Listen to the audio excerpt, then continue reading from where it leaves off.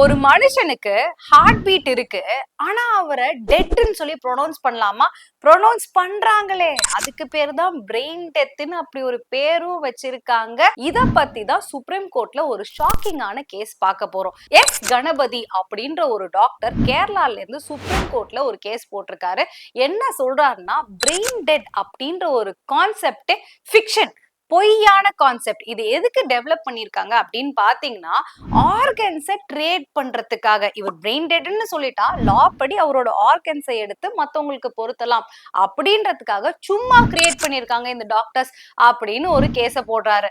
Supreme court என்ன சொன்னாங்க அப்படின்னு பாத்தீங்கன்னா, சார், பிரெயின் டெட் அப்படிங்கிறது transplantation of human organs act 1994ல பிரெயின் டெத்னா பிரெயின் ஸ்டெம் மொத்தமாவே இறந்து போச்சு, இர்ரிவர்சிபிளா பிரெயின் ஸ்டாப் ஆயிடுச்சு அப்படின்னாதான் பிரெயின் டெத். அதுவும் இண்டிபெண்டன்ட் டாக்டர்ஸ் போர்ட் சர்டிஃபை பண்ணாதான் பிரெயின் டெட் ஆன பர்சன் கன்ஃபார்ம் பண்ணிட்டு அந்த ஆர்கன்ஸை டிரான்ஸ்பிளான்ட் பண்ணுவாங்க அப்படின்னு சொல்லிட்டு, இந்த டிரான்ஸ்பிளான்டேஷன்னால நிறைய பேருக்கு யூஸ் ஆகுது. ஸோ இந்த பிரெயின் டெத் அப்படின்ற டெஃபினிஷனை நீங்க மாத்தணும் அப்படின்னா கோர்ட்டுக்கு வரக்கூடாது, மெடிக்கல் கவுன்சில் போங்க, லெஜிஸ்லேச்சர் கிட்ட போங்க அப்படின்னு சொல்லிட்டாங்க.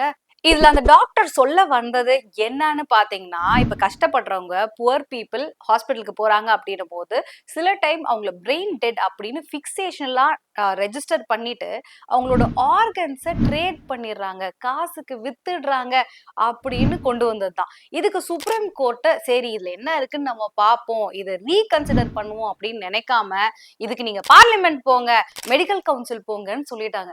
இது கேட்கும் போதே கொஞ்சம் பயமா இருக்குல்ல? ஆக்சுவலி சொல்ல போனா படு பயங்கரமா இருக்கு.